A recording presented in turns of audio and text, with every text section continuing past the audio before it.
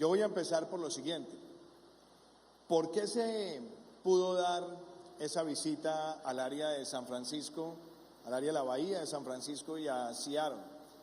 Yo diría que esa es la consecuencia de una gran relación comercial que lleva años existiendo entre los Estados Unidos y Colombia, que la fortalece la existencia de un tratado de libre comercio, un tratado que ya lleva varios años de implementación y que muestra una relación de confianza y de largo plazo.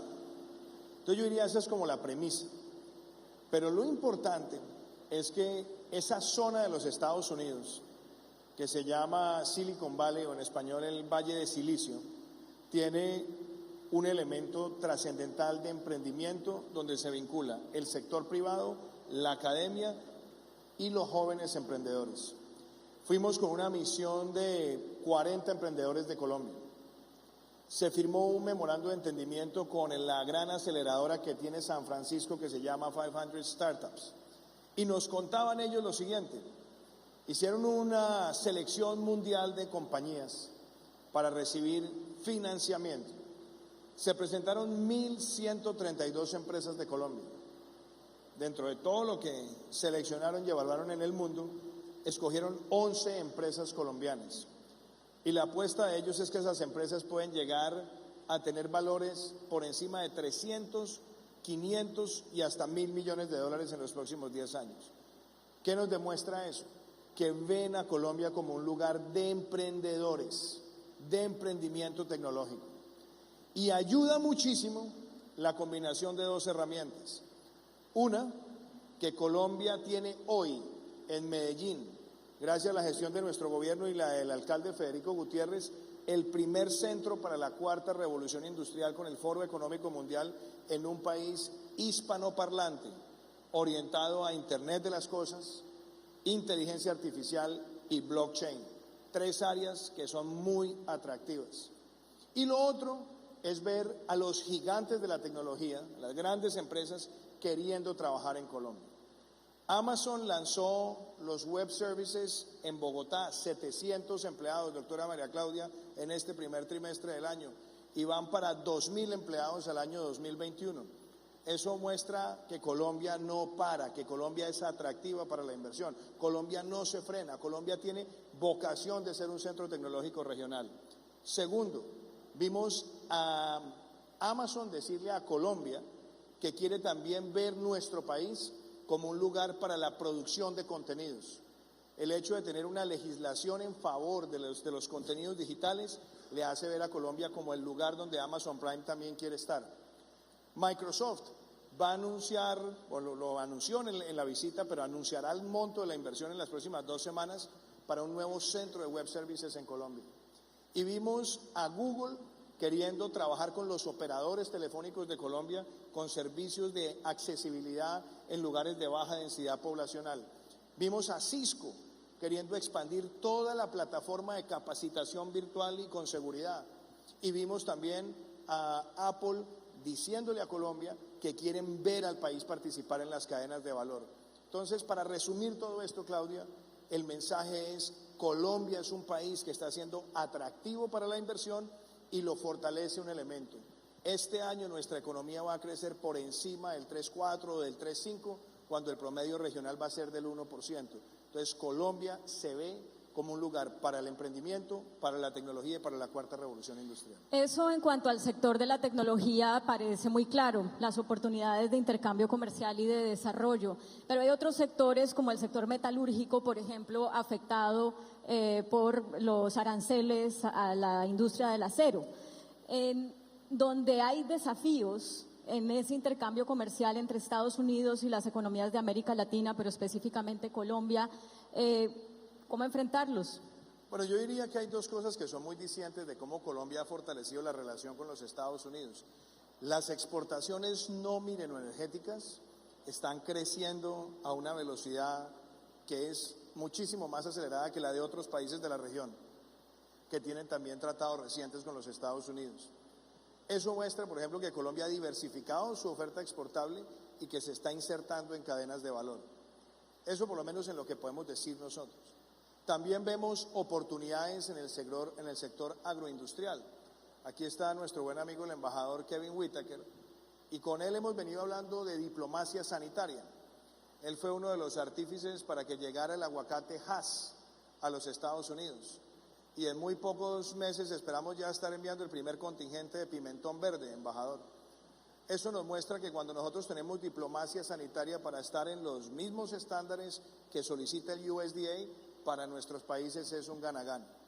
Y frente a la pregunta del sector metalúrgico, pues yo lo que diría es, lo dije además cuando era candidato presidencial, lo que se ha llamado guerras comerciales no beneficia a los países emergentes. Los grandes perdedores dentro de esa confrontación comercial son los países emergentes. Y lo son por dos razones. Por un lado, porque hay países emergentes que tienen flujos comerciales ya consolidados con Estados Unidos que se pueden ver afectados si es que la norma es una norma transversal.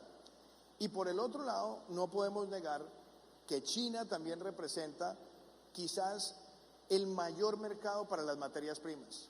Es decir, China puede representar hoy el 50% de la demanda mundial de carbón, puede representar el 45% de la demanda mundial de níquel, puede estar representando el 40% de la demanda mundial de acero. Entonces uno sí espera que ahora que se está hablando de una negociación comercial entre Estados Unidos y China, pues todos los mercados emergentes, y pensando en el crecimiento económico del mundo, queremos que eso se pueda resolver, porque es la manera en la que el mundo puede tener un crecimiento sólido, homogéneo, y por esa vía también reducir la pobreza y la desigualdad en el mundo. Ya que toca el tema de China, quiero plantearle lo siguiente. Colombia ha sido quizá de los países de la región el más cauto en dejar entrar inversión china. Hay muchos otros en donde China está desarrollando grandes proyectos de infraestructura como socio, a manera de préstamos. Decía el secretario de Estado estadounidense hace unos días que esos son préstamos, tengo la palabra por acá, corrosivos.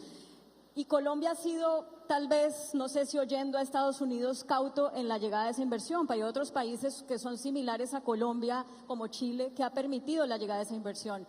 Yo quisiera que nos compartiera su visión de por qué Colombia ha tomado este camino, y también si hay alguna especie de condición con Estados Unidos para frenar esa inversión china, ya que Colombia es el principal aliado, o uno de los principales aliados de Estados Unidos en la región. Lo primero es, sí, Colombia es un país aliado, y quizás el aliado más importante históricamente que tiene Estados Unidos en Latinoamérica. Yo no tengo ninguna duda en ello. Lo segundo es que Colombia tiene una relación comercial consolidada con Estados Unidos desde hace muchos años. Antes de que se diera el TLC, Estados Unidos representaba 52% de las exportaciones colombianas. Hoy puede estar representando menos del 47, 46%. Es decir, Colombia también ha diversificado su oferta exportable, pero sigue siendo un gran socio comercial. Y tiene la ventaja de estar cerca al mercado, tiene la ventaja que Estados Unidos demanda muchos productos que son de fácil acceso desde Colombia. Basta con mirar flores, por decir algo, o inclusive lo que tenemos en otras materias primas o productos agrícolas. Pero también Colombia se ha insertado en las cadenas de valor industrial desde hace tiempo. Dicho eso, Colombia no ha sido un país reacio a ninguna fuente de inversión. Colombia no le dice a ningún país, usted no invierta acá. No, la inversión en Colombia está abierta, y de hecho China ha hecho inversiones en Colombia, pero ha hecho quizás menos inversiones que en otros países, no por ningún criterio político, ni por ningún criterio de prevención institucional. Colombia no es un país que discrimine ninguna fuente de inversión, y yo no creo que los países puedan discriminar ninguna fuente de inversión, pero sí tenemos un enfoque quizás mucho más próximo a los Estados Unidos desde el punto de vista de la bipolaridad comercial, por una sencilla razón. Tenemos acceso a financiamiento, tenemos un sistema interamericano de crédito donde Estados Unidos juega un papel importante, tenemos además uno de los países con más inversión norteamericana como porcentaje de la inversión total, como es Colombia, y yo creo que eso fortifica la relación. Entonces yo no lo veo ni como un tema de discriminación ni como un tema de aprehensión. Sí creo que Colombia y Estados Unidos comparten valores políticos, institucionales y comerciales. Pero también voy a decir una cosa, Claudia, Colombia se ha convertido en uno de los países de la región que está trayendo más inversión intrarregional. que eso también es bueno decirlo. Aquí está llegando más inversión brasilera, más inversión chilena, más inversión argentina, más inversión centroamericana también, mexicana. Entonces yo veo a Colombia es como un país que hoy es atractivo y seguramente será atractivo para muchos países del mundo, pero sí creo que hay una relación comercial y de inversión con Estados Unidos que se ha fortalecido y que se debe seguir fortaleciendo sin menoscabo a que puedan llegar otras fuentes.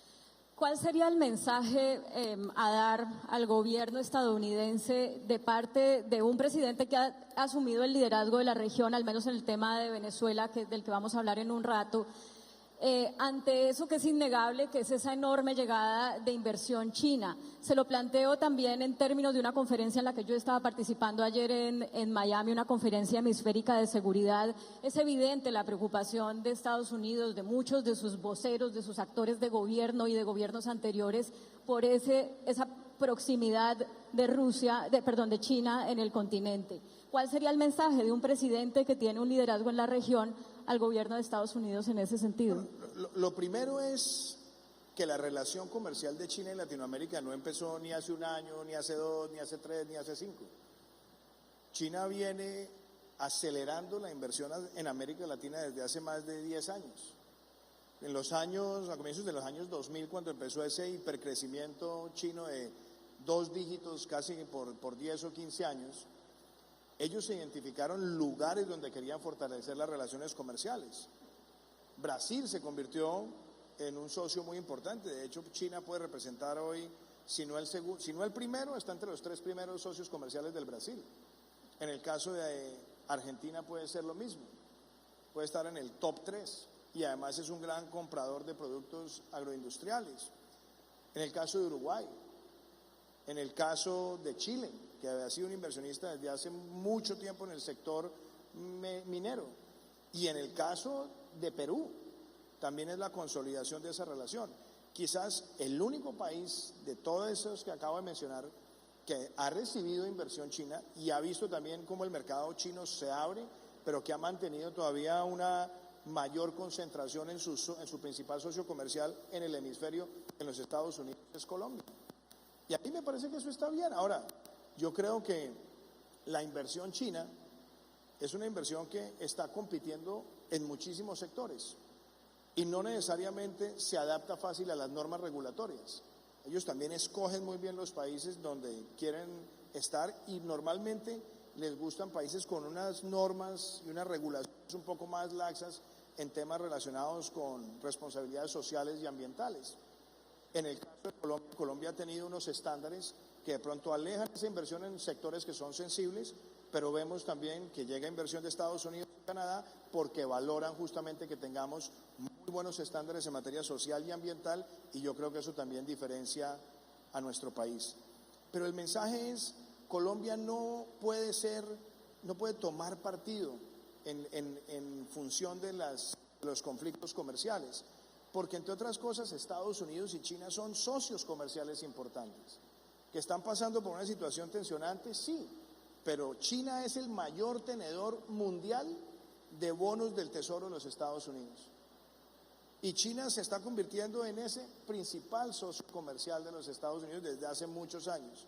¿Qué esperamos todos los países del mundo? Que esas tensiones comerciales se puedan resolver y se puedan resolver en beneficio del crecimiento mundial. Si esa situación se tensiona más, los que terminan pagando la cuenta son los países emergentes y crecen menos, venden menos, tienen choques en materia de empleo o tienen choques en tipo de cambio. Yo por eso veo con buenos ojos en medio de las tensiones que Estados Unidos y China están avanzando en la negociación de un tratado de libre comercio. Para ligar esto de nuevo con el tema de la tecnología de los últimos días, tenemos el ejemplo de lo que ha pasado por la decisión del presidente Trump de impedir que se hagan negocios con Huawei, por ejemplo, y eso ha tenido un efecto ya para esta compañía por decisiones Estoy chequeando el celular este es Apple. Y esto ha tenido ya un efecto para esta compañía en Japón, en Gran Bretaña.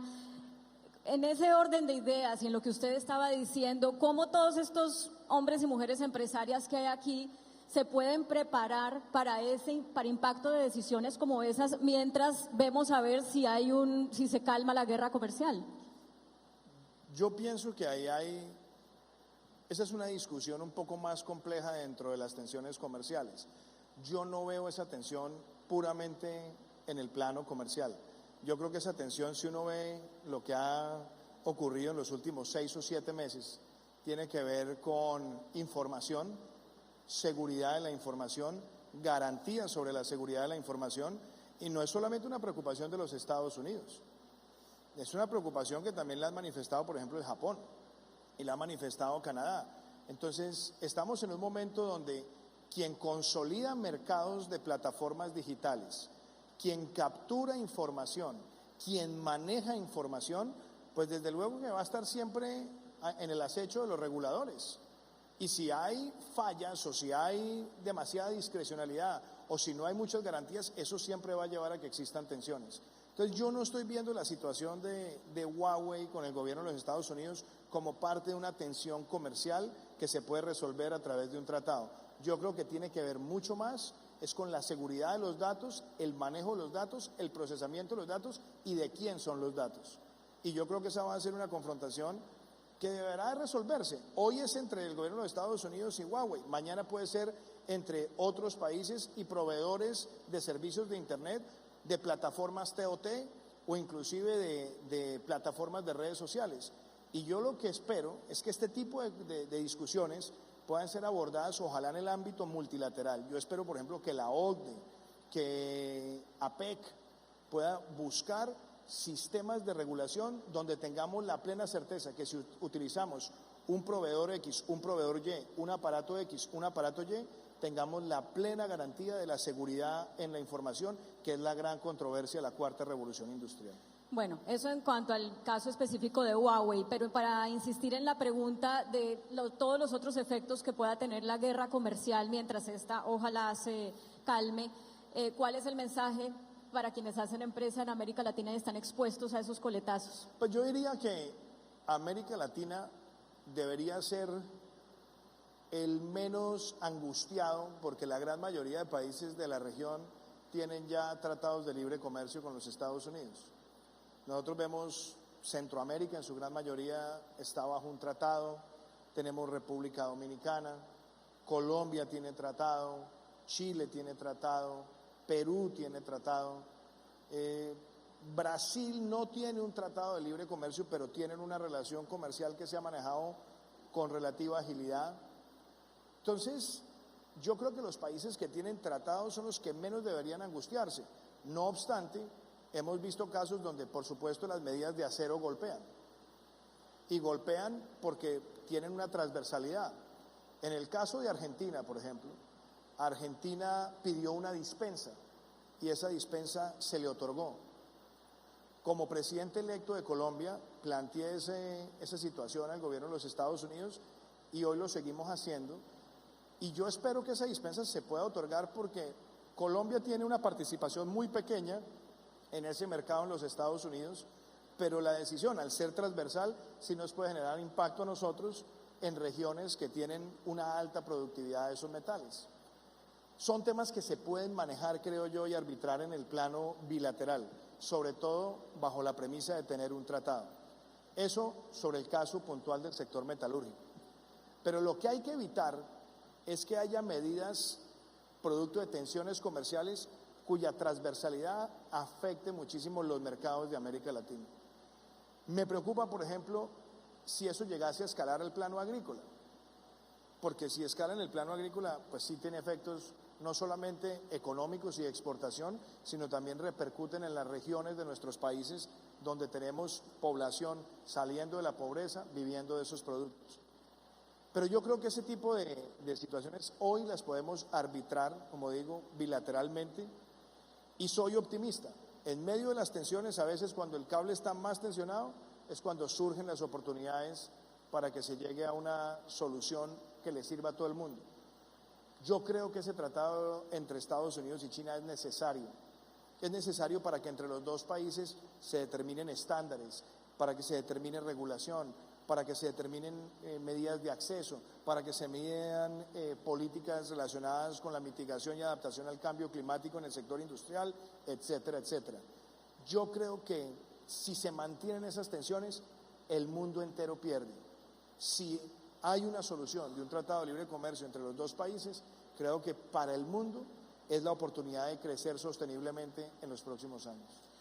Usted mencionaba oportunidades y hace un momento en la inauguración de esta conferencia el presidente de la Junta Directiva de AmCham Colombia hablaba de la importancia de la regionalización, de trabajar conjuntamente entre estas 22 o 25 cámaras AmCham que están aquí representadas con los bloques que ya existen. Está la Alianza del Pacífico, está el Mercosur, hay otros bloques con los que aparentemente se puede compensar esa dificultad porque Estados Unidos está mirando para otro lado, Estados Unidos cierra su mercado y se enfrenta con China. ¿De qué manera la regionalización durante su gobierno en estos 9 meses ha surtido efecto o hacia dónde apunta para que esto pueda compensar esas tensiones? Esa es una gran pregunta porque un país necesita diversificar su oferta exportable. En el caso de Colombia, antes de hablar de los bloques, en el caso de Colombia, la participación de las exportaciones nuestras como porcentaje del PIB es bajita comparada con Chile, con Perú o con México. Estamos hablando de menos del 22%, menos del 20%. Y eso nos obliga a nosotros a tener que, con dinamismo, apostarle a tener más exportaciones. ¿A dónde? Necesitamos ahí abrir a nuevos mercados. ¿Qué mercados se han abierto intrarregionalmente? Es cierto, abrimos la alianza, es cierto, tenemos Mercosur, es cierto, tenemos el tratado con Centroamérica y es cierto, tenemos condiciones para llegar al Caribe. No obstante, en América Latina hay un drama. Por más bloques que tengamos, el comercio intrarregional sigue siendo muy bajito con relación a otros bloques comerciales del mundo. Cuando uno mira la Unión Europea puede tener más del 60% del comercio intrarregionalmente. Cuando uno mira Asia, más del 40% es comercio intrarregional. En América Latina está por debajo del 30% o por debajo del 25%, aún hablando de bloques consolidados. Entonces, mi primera aproximación a esto es, tenemos que fortalecernos dentro de los bloques y eso también implica que la negociación comercial dentro de los bloques sea distinta. En el caso de la Alianza del Pacífico, yo creo que la alianza es una gran oportunidad, es un gran mecanismo integrador, pero necesitamos resolver los problemas primero dentro de la alianza. Ahora se discute mucho si vamos a abrir a nuevos socios y demás. Yo lo que he dicho en las reuniones de APEC, de la Alianza del Pacífico de AP, es que debemos, entre todos primero, tener una agenda intra. ¿Cuánto me compra usted? ¿Cuánto le vendo yo? ¿Cómo protegemos nuestros sectores donde requieran protección? Y cómo tenemos una política ofensiva comercial común. En el caso de Mercosur, Colombia ha sido un ganador de ese tratado. Nosotros hemos exportado muchísimo al sur del continente, tenemos una balanza comercial positiva. Tenemos una balanza comercial positiva con la gran mayoría de Centroamérica. Tenemos una balanza comercial negativa con México, que necesitamos irla cerrando. Y para cerrarla tenemos que llegar a la conversación de cadenas integradas de valor. Entonces, mi obsesión en materia comercial es, por ahora, no abrir nuevas negociaciones de tratados, consolidar las que tenemos y aumentar nuestras exportaciones a esos mercados. Y lo otro, que ya es mucho más grande, y aquí veo que hay varias cámaras, es cómo se establecen esas cadenas de valor entre todos los países. Yo lo veo, por ejemplo, en el caso con México. Colombia tiene cada vez más dificultades en el mercado de autopartes, es muy competitivo. Pero si nosotros nos aliamos bien con México, que es ensamblador, que es abastecedor del mercado norteamericano, y también consolidamos ahí oportunidades, crecemos. Si nosotros nos integramos a la cadena de aeropartes, donde también estamos viendo un interés grande en nuestro país, ahí podemos abrir más mercados. Si nosotros entramos en industrias de línea blanca, línea marrón, pequeños electrodomésticos, aprovechando la cercanía con el mercado, Colombia también gana. Y por supuesto, en toda la cadena de valor agregado de alimentos. Entonces, el mensaje de todo esto es ampliar el comercio interregional, fortalecer las relaciones con los bloques y por supuesto no depender exclusivamente de uno o dos socios comerciales. Déjeme, yo le digo una cosa cortica. México nos dio una lección. Cuando Estados Unidos tuvo la crisis económica del 2009 y se cayeron tanto las exportaciones de México hacia los Estados Unidos, México diversificó su oferta exportable. Se recuperó Estados Unidos, recuperó el mercado, pero mantuvo la diversificación. Nosotros no debemos esperar a ninguna crisis. Lo que tenemos es que mantener esos socios fuertes, pero estar viendo todos los días dónde se abren pequeñas oportunidades. El rol de las AmCham en esa regionalización es el que debe ser o podría ser mejor. ¿A qué voy? A que cuando hay diferencias políticas entre los países que conforman estos bloques comerciales, el dinamismo que puede llegar, al que se pudo llegar en determinados gobiernos se frena o se estanca, y queda esto en manos realmente de que quienes son los que hacen los negocios vuelvan a recuperar ese dinamismo. Quiero saber si en estos meses de gobierno usted tiene de pronto un, llamémoslo así, jalón de orejas para los empresarios encargados de hacer funcionar esos acuerdos. No, todo lo contrario, porque yo creo que el drama que ha tenido América Latina en los últimos 20 años, un poco más, es cuál tipo de capitalismo se quiere tener. Entonces, por un lado, están los países que tienen un capitalismo estatista, si es que se puede llamar así, y destruyeron la base industrial. Aquí tenemos uno muy cerquita que decidió estatizar la economía, escoger quiénes eran ganadores y perdedores y terminó aniquilando la iniciativa privada. Tenemos otro modelo, que es el modelo donde se habla mucho del emprendimiento, se habla mucho del empresario, pero el empresario es casi que una especie de mula de carga, donde cada vez que se hacen reformas tributarias se le aumenta la carga y entonces eso termina afectando la calidad del empleo, la inversión, etc. Viendo esas dos realidades, yo creo que Colombia alcanzó a estar en la segunda parte, en el segundo grupo, porque en los últimos 15 años la gran mayoría de reformas tributarias era cargándole al empresario para que el Estado gastara más. Y la consecuencia de eso, ¿qué era? Pérdida de competitividad, pérdida de productividad, menos contratación, menos inversión. Cuando empezó nuestro gobierno, tuve la ocasión de hablar con muchos de los empresarios que están acá y yo les planteaba, la apuesta nuestra es bajarle la carga a la micro, a la pequeña, a la mediana y a la gran empresa para que venga más inversión al país y pongamos esta economía a crecer rápidamente. Consecuencias de eso, este año entra el 100% de descuento sobre el IVA en bienes de capital. Es decir, todas las empresas que están acá, que van a invertir en bienes de capital, pueden descontar ese 19% de IVA. Lo segundo, el desmonte gradual o la reducción gradual de la renta, del impuesto de renta nominal. Tercero, el descuento del 50% del impuesto del ICA, que también le aliviana muchísimo a las empresas que se asientan y tienen una base industrial, que tienen gran superficie operacional. Y lo otro es al pequeño empresario, 0 impuesto de renta por 7 años, sector tecnológico, industrias creativas con un mínimo de empleos y un mínimo de inversión, 0 impuesto de renta por 10 años para las empresas que van al sector agropecuario, con un mínimo de inversión y un mínimo de puestos de trabajo. Y yo creo que ya se están empezando a ver los incentivos, cómo producen mayor actividad económica. Esta mañana, doctora María Claudia estaba revisando una cifra de Confecámaras. Este año se creció en un 9% el número de empresas que se crearon entre enero y abril.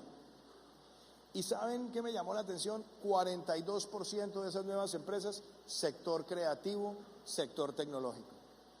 Segundo, entre enero y abril la inversión extranjera directa aumentó 22%. La producción industrial tuvo el más alto crecimiento de los últimos 3 años. Y ya la expectativa de crecimiento está por encima del 3, del 3,4, del 3,5, dependiendo de la fuente, cuando la economía creció apenas el 1,4 en el 2017, 2,8 en el 2018 y esperamos que estos crecimientos nos lleven mucho más adelante. Entonces, más que jalones de orejas, porque eso no se trata de jalar orejas, se trata es de decirle a los empresarios que están acá, el optimismo no se puede perder. El optimismo se ve reflejado en las cifras también de recaudo de este país. El recaudo que hemos tenido en el primer trimestre es un recaudo consistente, con una expectativa de crecimiento del 3.5, del 3.6%. Entonces mi mensaje es, este es un país que no para, que debe tener esa atracción permanente, y lo que queremos es decirle a los empresarios, sigan invirtiendo con ganas en Colombia, que además Colombia se está convirtiendo en un destino muy atractivo regionalmente, porque es un país con más estabilidad institucional, con más estabilidad política y con una política de Estado que ve al empresario como un factor de desarrollo y no como una fuente de ingresos fiscales. Usted mencionó dos temas, el de Venezuela, que sé que muchos aquí están esperando, lo vamos a tocar en unos minutos, pero para cerrar este tema, entre las cifras que usted nos compartía, como por ejemplo el del crecimiento de la producción industrial, a pesar de verlo en comparación con anteriores años, había una expectativa mayor y muchos empresarios pues han mostrado su preocupación al respecto, igual por la cifra de desempleo, y muchos se hacen la pregunta de, ya el presidente sacó adelante su reforma su ley de financiamiento, su plan de desarrollo. ¿Qué otras reformas pueden venir para dinamizar más la economía? Porque todavía quedan 3 años de gobierno y aunque usted acaba de mencionar una serie de incentivos que van a entrar en vigor y veremos el efecto más adelante, es generalizada la opinión de que se necesita hacer más en materia de reformas, de incentivos para la producción económica. Bueno, en primer lugar, yo me defino como un permanente insatisfecho. A mí siempre me gusta ir por más y nosotros tenemos que ir siempre por más crecimiento. Es más, yo diría, el gran tema de la transformación social de Colombia es el crecimiento económico. Del crecimiento económico es de donde se van a desprender todos los recursos para avanzar en lo que yo llamo equidad, que es cerrar brechas. Y yo he dicho esto muchas veces, pero voy a decirlo de una forma muy práctica. Nosotros entramos a la OCDE y allá nos sentamos en la sala con los países más desarrollados del mundo. El ingreso per cápita promedio de esa sala supera los $30.000. El ingreso per cápita nuestro está por debajo de $8.000. Entonces la pregunta es, para sentarnos en la sala y sentirnos de tú a tú, como se dice coloquialmente, ¿cuánto le tardaría a Colombia para tener esos niveles de ingreso per cápita? ¿Nos tardaría 100 años creciendo al 1? ¿O nos tardaría 20 años creciendo al 7? Colombia tiene que ponerse en la tarea de tener niveles sostenibles de crecimiento por encima del 5 y 6%. Y hay que empezar a construir esa tarea, y esa ha sido la obsesión mía en el tema de crecimiento, porque creo que ahí es donde está la gran ecuación y la gran solución. Dicho eso, la economía colombiana en el 2017 creció al 1,4%. Nosotros empezamos gobierno en agosto. Los 2 trimestres de este gobierno del año 2018 el crecimiento fue promedio del 2,75, último trimestre del 2,8. Y empezamos a ver a comienzos del año un primer trimestre muy bueno. Obras civiles, el crecimiento más alto en 4 años. Producción industrial, el crecimiento más alto en 3 años. Comercio al por menor, crecimiento más alto en 2 años y medio. Y así sector por sector. ¿Dónde creo yo que estuvo de pronto el factor que no nos permitió crecer un poquito más? Yo diría construcción, donde en construcción hay dos formas de verlo. Lo que se llama vivienda bis creció al 14%, y en la no bis, ahí sí tuvimos una reducción. ¿Qué me lleva a mí a advertir qué fue lo que pasó? Colombia ha tenido una larga acumulación de inventarios de vivienda en los últimos años. Es decir, en lo que llaman el stock, la cantidad de vivienda que está para la oferta, es lo que ha hecho que no se estén desarrollando más proyectos habitacionales. ¿Qué tenemos que hacer? Sentarnos con el sector, ver qué es lo que está haciendo falta, qué herramienta regulatoria, qué herramienta de incentivos al financiamiento puede ayudarnos a que el sector crezca más. Y tenemos otro reto grande, y no lo puedo dejar de mencionar, carbón.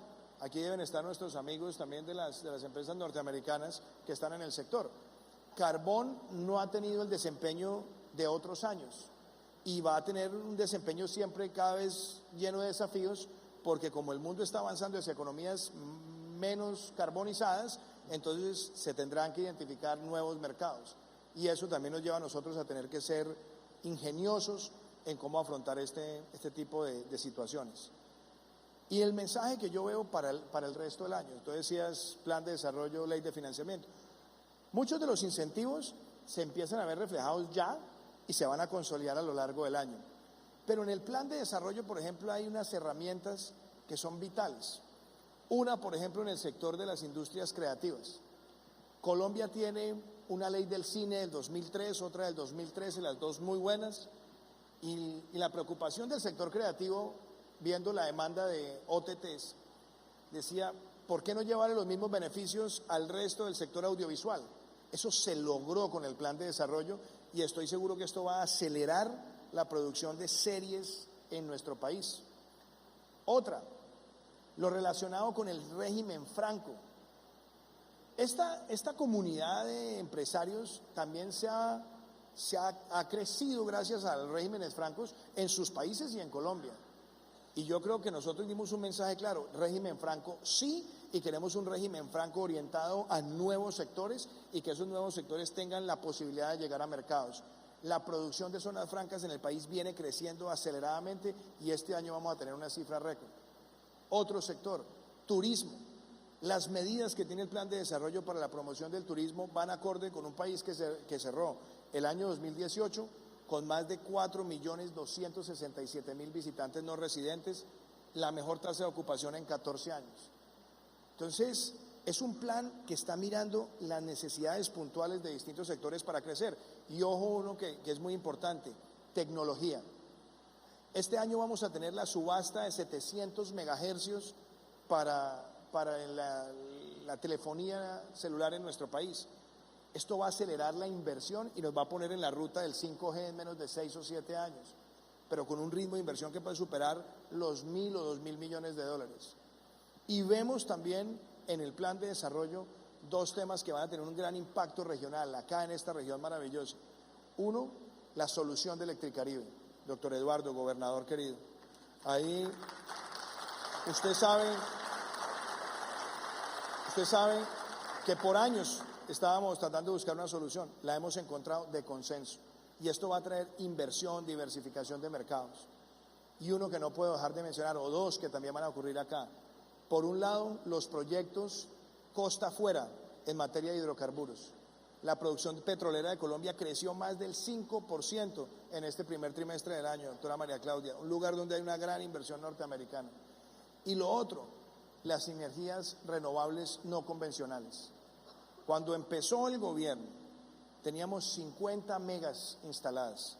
Este año vamos a superar las 150 con proyectos de autogeneración con los estímulos que están. Y óigame esto, Claudia, en la subasta que se hizo hace 2 meses, se garantizaron inversiones para 1.398 megas. Superaremos esa meta de las 1.500 y vamos ahora en agosto para la subasta de largo plazo.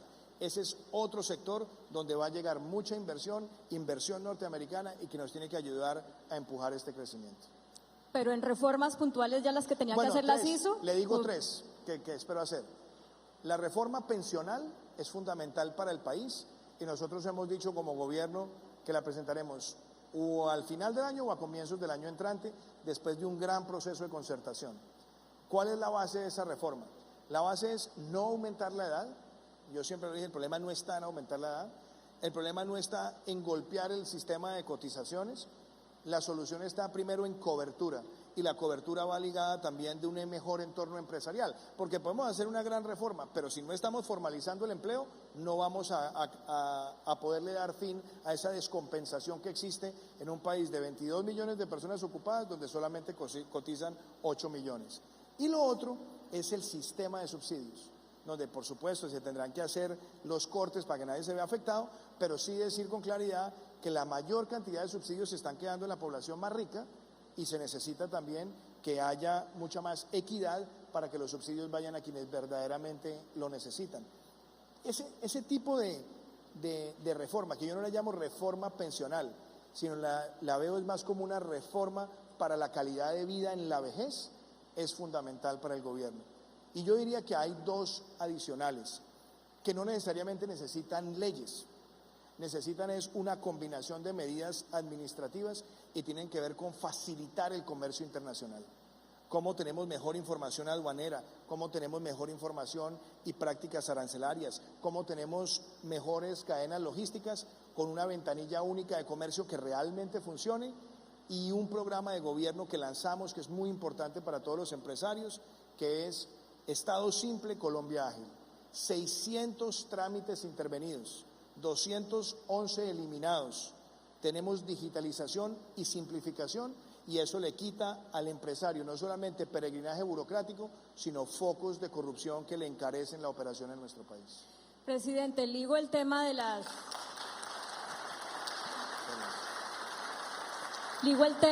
cifras con la situación en Venezuela, porque una de las cifras que se ha visto impactada en Colombia por la migración venezolana debido a la crisis política de ese país es la de empleo. Usted, que ha sido un líder regional de esa solución para Venezuela, pues obviamente es indiscutible que lo que en algún momento a principios de hace unos par de meses se planteó como una solución pronta se está extendiendo en el tiempo y hoy es como una completa incertidumbre realmente cuándo va a haber una solución.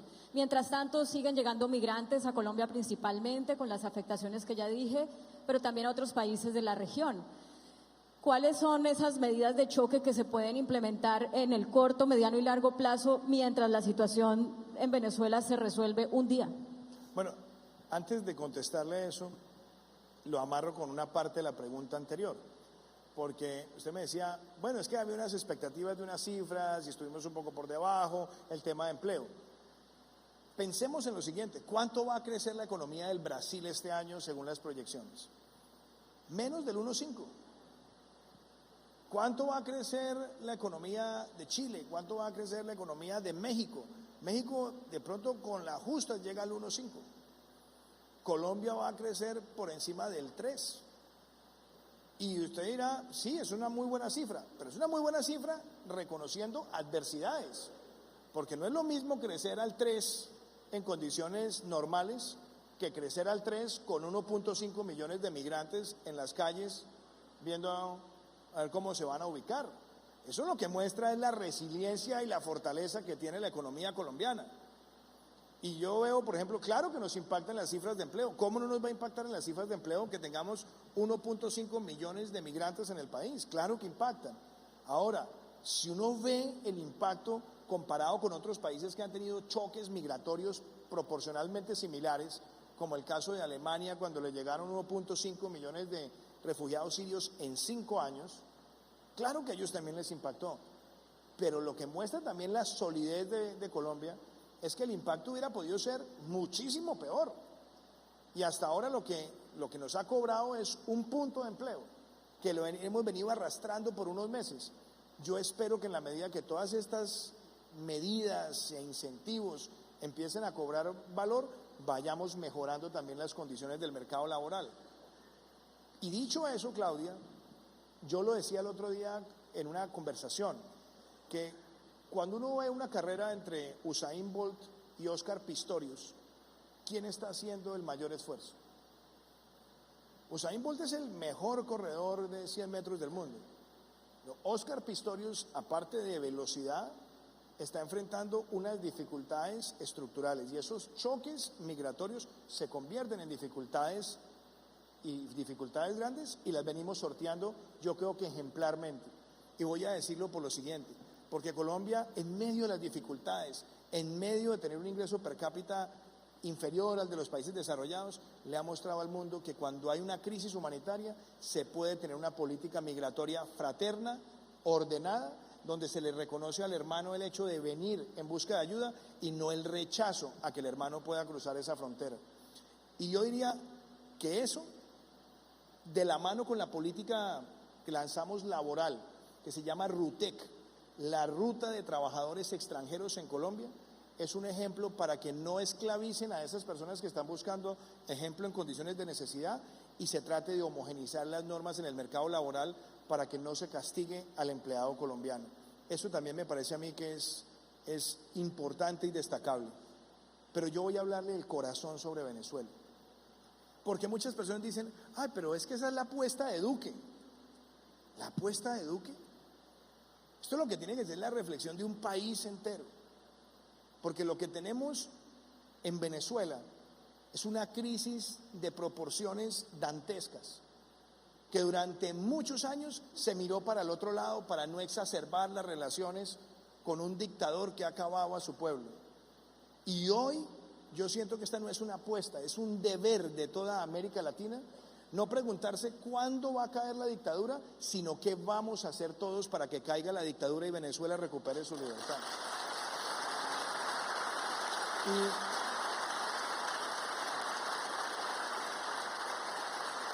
Y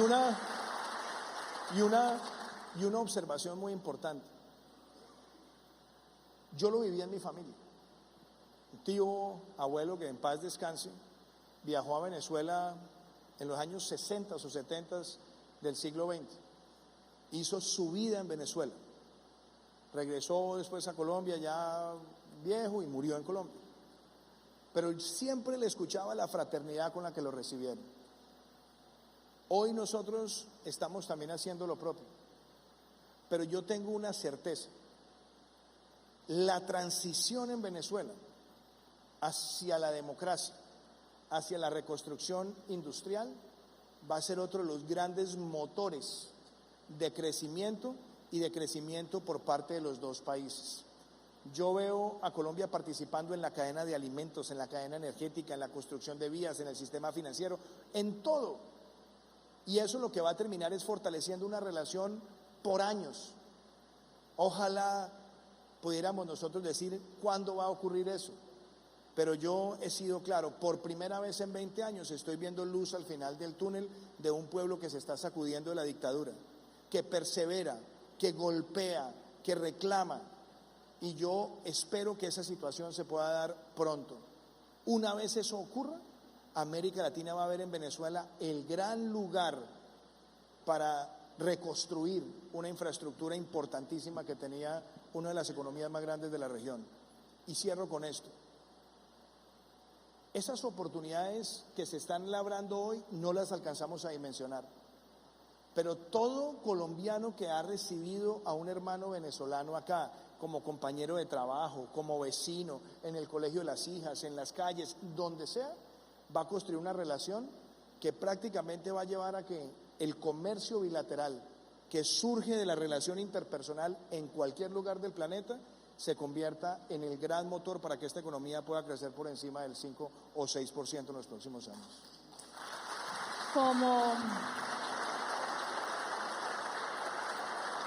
Como última pregunta, presidente, cierro con ese mismo tema. Usted dice, estoy viendo la luz al final del túnel, por primera vez en muchos años.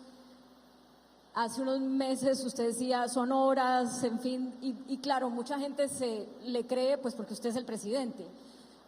Yo no sé si ahorita quiere hacer un nuevo pronóstico, una nueva cábala, pero más allá de eso mi pregunta va enfocada al impacto de ese final, al impacto en la economía. Porque una cosa es un final violento, con una invasión, con una intervención militar, y otra cosa es un final político. ¿Cómo va a ser ese final? Lo primero es, cuando yo he fijado posiciones en torno a Venezuela, y a mí me llama mucho la atención, yo veo a algunas personas que son detractores míos, que pareciera que para que yo sufriera una derrota hay que defender a que Maduro se quede. Eso es mezquino. Yo no estoy haciendo una apuesta personal cuando denuncio a un dictador en Venezuela. Esto no es una apuesta personal, esto no es una jugarreta política. La razón por la cual yo he tenido una posición firme frente a Venezuela, y no de ahora, desde cuando era senador, que yo fui a denunciar a Nicolás Maduro a la Corte Penal Internacional y dije después, si tengo el honor de ser presidente de Colombia, buscaré a otros jefes de Estado que hagan lo propio. Hoy tenemos 9 jefes de Estado que han acompañado eso.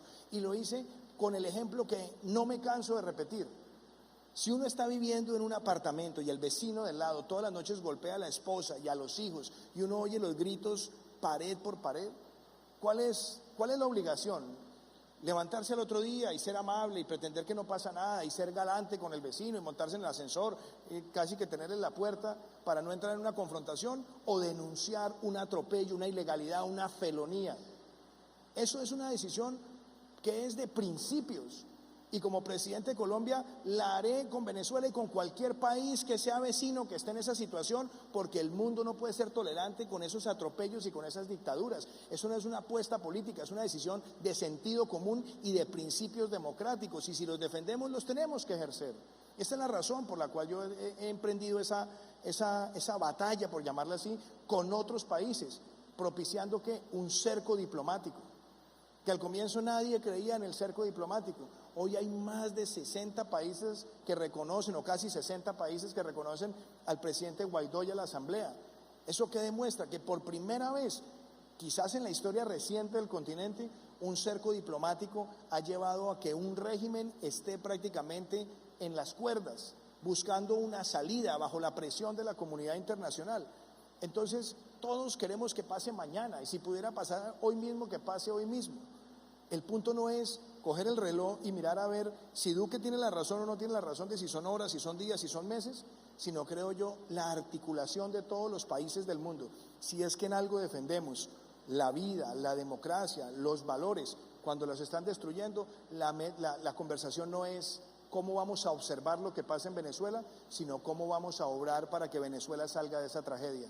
Y seguiré defendiendo eso con el gusto más grande del mundo, porque siento que Colombia, como país vecino, tiene que cambiar esa pauta que tuvo durante años, que era mirar hacia el otro lado cuando estaban aniquilando al pueblo venezolano. ¿Con intervención militar o políticamente?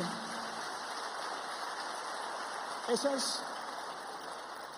es una pregunta que ha surgido muchas veces. La solución en Venezuela, la solución ideal en Venezuela, la solución que se está labrando en Venezuela, ya la vemos, y es, primero, una ruptura que ya es evidente en las fuerzas militares.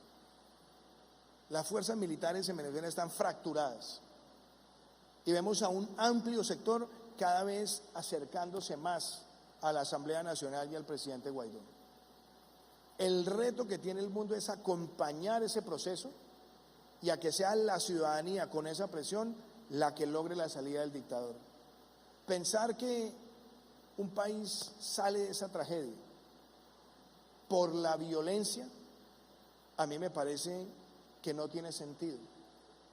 La solución está en la Constitución venezolana, y la Constitución venezolana establece las responsabilidades y los caminos, pero la solución también está en que la comunidad internacional apoye a ese pueblo venezolano a arrinconar a la dictadura. Y debo decirlo también, el mundo también debe estar con el ojo avisor. El mundo debe tener siempre la intencionalidad de actuar frente a lo que son graves violaciones de los derechos humanos y del derecho internacional humanitario. Lo que está cometiendo Nicolás Maduro todos los días es eso. Lo que anunciaron ayer de ir a perseguir y encarcelar a los miembros de la Asamblea es inadmisible. Y la actitud que se ha visto de llevar a que personas mueran de hambre por falta de medicamentos, por impedir descaradamente el ingreso de ayuda humanitaria, también amerita una gran y severa reacción internacional.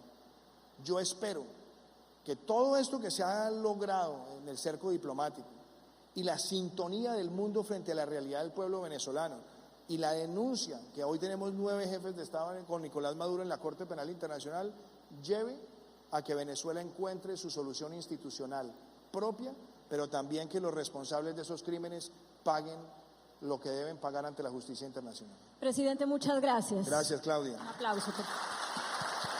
Gracias a todos ustedes.